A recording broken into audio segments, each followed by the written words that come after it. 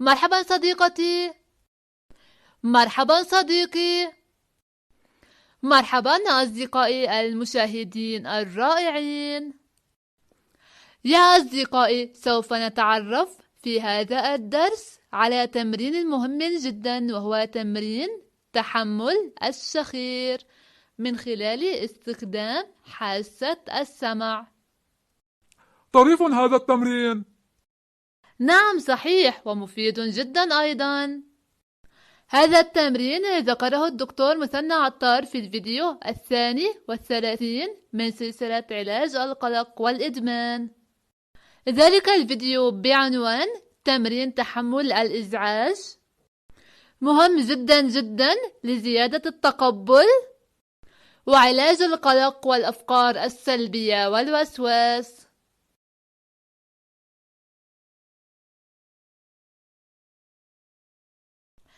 إذن يا أصدقائي، كما قلت لكم هذا التمرين هو تمرين تحمل الشخير، والآن سوف أخبركم كيف تطبقون هذا التمرين.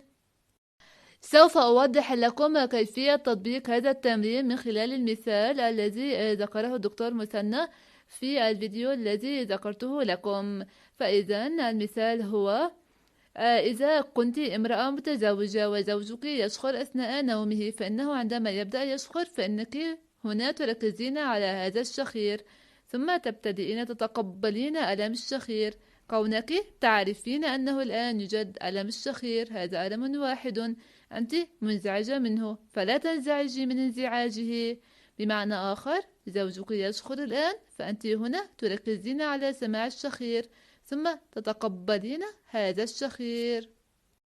ولكن قبل أن أكمل أريد أن أذكركم يا أصدقائي بأنني أعبر من خلال صديقتنا الموجودة معنا هنا في الصف عن الفتيات المصابات بالرهاب الاجتماعي أو الوسواس القهري أو غيرهما، بمعنى أن صديقتنا هنا لا تمثل نفسها، بل أنني أعبر من خلالها عن مختلف الحالات. وكذلك بالنسبة لصديقنا المتواجد معنا هنا في الصف، فإنني أعبر من خلاله عن الشباب المصابين بالوسواس القهري أو بالرهاب الاجتماعي أو بالقلق أو بغيرهم، بمعنى أنه لا يمثل نفسه، بل يمثل حالات مختلفة. إذن نكمل. هل تعلمان يا صديقتي ويا صديقي ما الفرق بين الإزعاج وبين الإزعاج من الإزعاج؟ لا فرق بينهما. كله إزعاج. إجابتكما خاطئة. سوف أشرح لكم الآن ما الفرق بين الإزعاج وبين الإزعاج من الإزعاج. تابعوا معي. مثلا يا صديقتي، إذا أنت كنت الآن تقودين سيارتك وكان الطريق مزدحما بالسيارات، فأنت انزعجت من زحمة السير، فهل هذا يسمى إزعاج أم إزعاج من الإزعاج؟ هذا يسمى إزعاج لأنني منزعجة من زحمة السير. أحسنت. فإذا هذا يسمى إزعاج لأنه محدد المصدر، أنت منزعجة من شيء محدد وهو زحمة السير، بمعنى أن الإزعاج أو الانزعاج يكون نابعا من محفز محدد.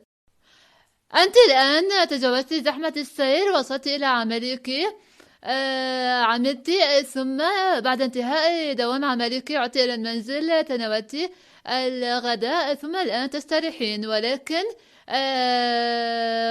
هنا فجأة شعرت بانزعاج كبير من زحمة السير التي كانت صباحا، رغم أنك الآن لست متواجدة على الطريق ولا يوجد أي زحمة سير. فهل هنا أنت لديك انزعاج أم انزعاج من الانزعاج من زحمة السير؟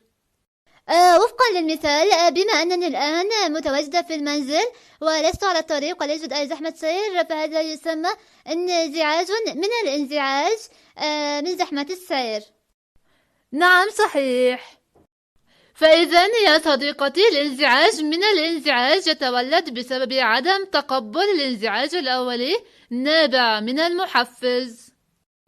لذلك يا صديقتي تمارين تحمل الإزعاج مفيدة جدا لأنها تساعدك على تحمل الإزعاج الأولي أي إزعاج المحفز لكي لا تصلي إلى الانزعاج من الانزعاج. لذلك تطبيق تمارين تحمل الإزعاج مفيدة جدا، ومن بينها هذا التمرين تمرين تحمل الشخير وتمرين السابق والتمارين وبعض التمارين التي سوف أخبركم عنها في الدروس التالية القادمة إن شاء الله. فإذا يا صديقتي أخبرينا كيف نطبق تمرين تحمل الشخير. أوكي، لنفرض أنني الآن نائمة. أنا لا أستطيع النوم بسبب شخير زوجي. فإذا شخير زوجي هو المحفز الذي سبب لي الإزعاج. أحسنت. فإذا هنا نحن لدينا إزعاج نابع من محفز محدد وهو شخير زوجك. فأنا هنا أركز على شخير زوجي وأتقبل هذا الشخير، لأنني إذا تقبلت شخير زوجي فإنني سوف أنام وكأنه لا يوجد شخير، أو على الأقل سوف أنام لعدة ساعات.